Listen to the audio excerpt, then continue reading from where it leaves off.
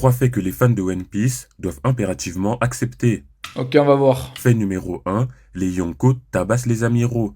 Alors, je vais dire un truc. Hein. Je vais le dire doucement. C'est même pas méchant ce que je vais dire, premier degré. Mais si vous pensez que les amiraux ont le niveau de Yonko ou que les amiraux veulent battre les Yonko, vous êtes des abrutis. Voilà, à un moment donné, faut mettre un mot sur les personnes, vous êtes bêtes. C'est quoi là, l'objectif, c'est quoi?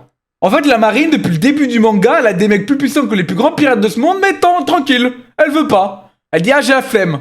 Les amiraux disent, ah, là, je pourrais les tabasser chance, mais j'ai la flemme. Sans déconner, il y en a, ils lisent pas le manga. Non mais Akainu, il va choquer Yake. Akainu, tu vas voir, tu vas retourner ta veste. Quelle veste? Je suis torse nu tellement Akainu, il est pas aussi fort que tu le penses. Oui, bien sûr que oui, il est fort. Attends, pas n'importe qui Akainu. Mais tu ne le mets pas au niveau d'un Yonko. Tu ne le mets pas au niveau d'un Yonko. En 2025, faut arrêter ce débat inutile. Oda nous l'a montré à plusieurs reprises dans le manga. Que ce soit avec Shanks, qui a littéralement mis Aramaki en PLS via Bluetooth avec son Haki des Rois à des kilomètres de distance, ou Luffy qui a littéralement one-shot Kizaru et qui l'a ensuite pris en 1v2 avec Saturne, ou encore Barbe Blanche, vieux, malade, sans Haki et quasiment... Il avait le Haki, je répète. C'est une idée reçue qu'ont les gens sur internet en ce moment, mais il avait bel et bien le Haki à ce moment-là, puisqu'il a pu faire le clash avec Shanks.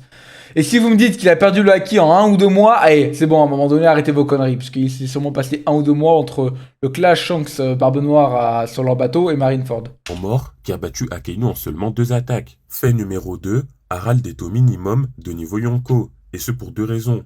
C'est très dur à définir, mais je pense en vrai, il y a quand même un lien. Parce que il n'y avait pas de Yonko à l'époque, en tout cas pas officiellement, mais je pense quand même qu'il était exceptionnel. Vous savez, il avait fait un clash quand même de 5 km.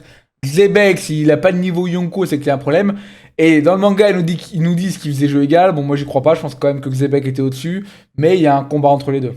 Premièrement, vous allez me dire, ah mais t'y crois pas, c'est pas toi qui décide. Oui, oui, d'accord, ok. L'un des méchants les principaux méchants. C'est pas un vrai méchant en réalité, mais bon.